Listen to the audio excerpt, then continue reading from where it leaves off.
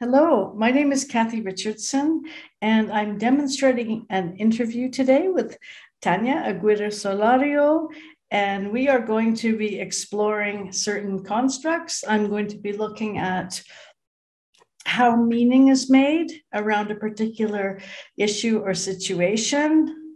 I'm going to be exploring the idea of an inner radar, that everyone has an inner radar that helps to keep them safe in risky or dangerous situations. You'll see the medicine wheel of responses and resistance. And we'll look at a little bit around the narrative miracle question, and then about social responses and how other people influence our own decision-making and sense of personal sovereignty. So welcome, Tania. Thank you. Thank you for agreeing to participate in this role play interview today. And before we start, I just want to acknowledge that we're on the traditional lands of the Zapotec and Mixtec peoples here in Oaxaca, Mexico, where there are over 16 indigenous groups and many subgroups and languages. And to acknowledge beautiful Mother Earth and how we are resourced every day by living on this wonderful planet. So just to give you a little background, Tania, in this work informed by response-based practice, I don't typically just let you tell your story. I ask permission now and later also to interrupt you now and then to get clarification on certain points. Is that all right if I do that? Yeah, it's perfectly Good. fine. And I always like to start just by saying that you have control of how much you share and of how long you want to go. So at any point, if you had enough, I trust that you'll tell me. Yeah. Or maybe I would notice by your body language. So if I could tell by looking at you that this wasn't any fun for you anymore, what might I notice that gave me that clue? Maybe I wouldn't be as engaged, or I would be tired. And probably I will be able to tell you. Okay. Oh, great. Thank you. And I'll look out for those things. So just to start, may I ask you to tell me a little bit about your situation? Yeah, sure. Well, I haven't seen anybody for a long time, and I recently met a person, and I'm really excited about it. Mm-hmm. But at the same time, I don't know if scared, but yeah, I'm a little bit nervous about some things, and particularly, I I really want to explore or to know, um, to trust myself that if things get bad, I will have the ability to notice that and to notice it in a way that I'm capable of living the relationship and that it won't take me. Yeah, I'm worried that I can't trust my sense of reality because it has happened before. And so then it takes me a lot of time to leave something that that is hurtful for me. So I'm a little worried about that. Okay, so just to back up a bit, when you say seeing somebody, can you describe what that means? Yeah, dating someone. Yeah. Yeah, I just met someone and we started to date, I guess like a month ago. And it's been really fun and yeah, and nice. And so yeah, so that's what I mean by seeing someone. Yeah. So when you started seeing him, uh, what gave you the idea or the sense that you wanted to do that? That he was worthy of your attention, or that he was safe enough or interesting enough? Hmm. I think there are many things. Firstly, I we met in an online thing. So we chatted for a while, for a couple of weeks, and the time we the date that we arranged to see each other, I couldn't because I had a lot of work. And I say no, that I couldn't. And he just was very cool about it. So I said like, oh, I can't say no, and there's no problem, you know? And then when we met, yeah, he makes me laugh a lot. He's very he's a very interesting man, and he's very knowledgeable, but he's not like smart ass, you know, like he's not like teaching me or anything. And he's very aware of the feminist movement. He's not pretending to be a feminist or like that he knows or that he but he knows that it's important, that he's done some work about himself. And yeah, and the couple of times that I have told him things that I don't like, he reacted like yeah, acknowledging that. And I felt safe to say like, yeah, this is not good. And even when I didn't like a couple of responses, I told him about those responses, and he said like, yeah, okay. And he took me seriously, I guess. Yeah. When I say I didn't like something. Yeah. So even to start with, so far, your body hasn't given you any indication that this feels unsafe. You've been pleased with all the interaction and responses. I think now that you ask this question, Cathy, one thing happened, and it's in his profile. He said that he doesn't drink. Yeah. And he didn't drink for the first couple of times we went out, and then he did. And I come from a family that, I grew up with a very close person who had a problem with alcohol, well, two of them. And that's one of the hardest experiences in my life. So that was scary. I think that's the part that maybe like alerted my radar, like, yeah, not because anything happened when he drank, but I just said like, oh, so you do drink then, or, you know, like, yeah.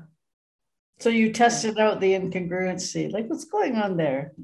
And you were satisfied with his response? Is that right?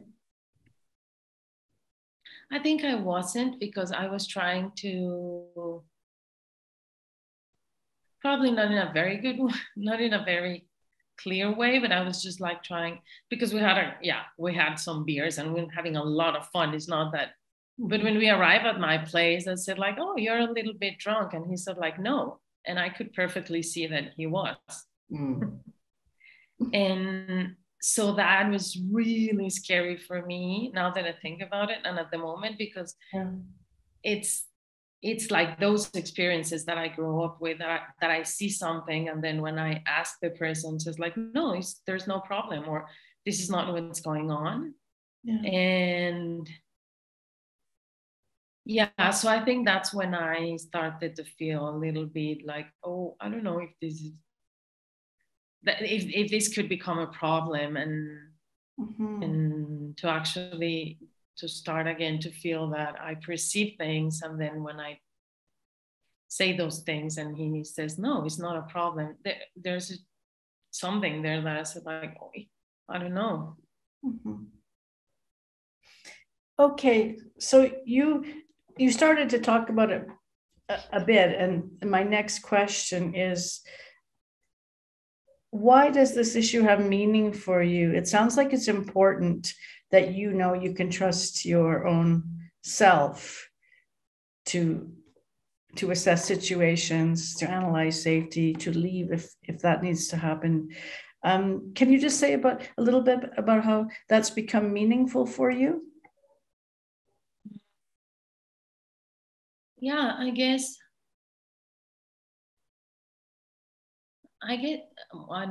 it's incredibly meaningful for me to trust that, because I don't want to change anyone, you know, like in the sense that it's not that I have, in this specific thing, it's not that I want for him not to drink. I just want to trust that if I share with anyone than the things that I perceive, that it won't make me crazy. That really scares me. And it has become important because I had suffered a lot when Yeah. that doesn't happen. Like it's really painful. Yeah. And I don't want, I know relationships require talking and conflict and working through things, but I don't want to suffer from that part that I think that I'm going like that what I perceive is not real. And then I begin to fight with myself. So Mhm. I don't want that. And I don't want to control or change anyone, but I just want to have the ability in me to say, like, yeah, man, you can be whoever you want and you can drink as much as you want, or you can do, but if it's not good for me, it's not good for me. Yeah. Thank you for clarifying that. Because we live in a world where there is lots of violence against women of all forms, psychological included and emotional. And it sounds to me like you're well aware of those dynamics in the world as well as in your own life, and are quite committed to being in healthy, loving, nonviolent relationships. Yeah, Would that be exactly. Yeah, yeah. Okay, well, thank you for sharing that context and that background. And I work a little with this idea that we have an inner radar that we can draw on to keep us safe, and our body holds that. I'm wondering if that construct is meaningful for you and if you feel like you have an inner radar. I think I do. I think I'm sure I do. Um, Sometimes I lose. I don't know if that's true. That's what I think. I think sometimes the experience of, yeah, violence from men make me think that my inner radar is wrong. Mhm. But I do feel it. I feel like I have nightmares. I feel it in my belly. It's hard for me to concentrate, or I feel like what you call, I don't know, anxiety or something like that. Mhm. Um, I close myself. I mean, when things that I don't like are happening, like those are alerts. So I think I do have it. Sometimes it's just hard to trust that it's me and that it's not that I'm overreacting or making stories, because there are a lot of invitations to think that maybe you're just making it up or making it too much of a deal, or yeah. Yeah, I just read today a little interview that said men react, women overreact. It was a critique of that.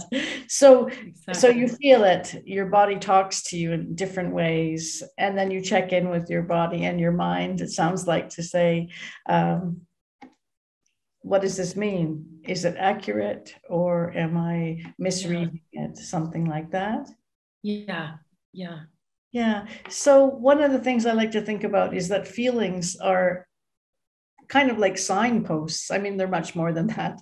I think they're a spiritual part of our being, giving us messages. But if you had a feeling and you were to identify it as a kind of message or a signpost, what might it say to you when you're having a tummy ache like that, or you can't sleep, for example? maybe something like, um